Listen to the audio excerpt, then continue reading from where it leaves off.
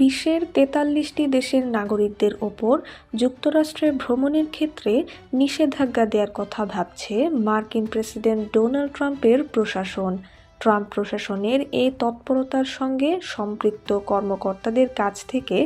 এমন তথ্য পাওয়া গেছে বলে জানিয়েছে new York Times.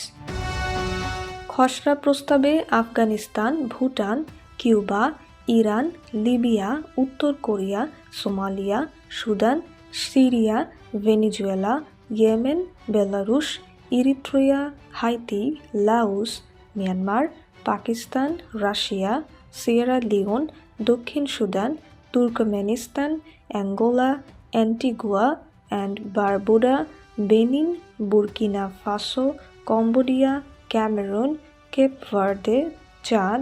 Republic of Congo, Democratic Republic of Congo, Dominica, Equatorial Guinea,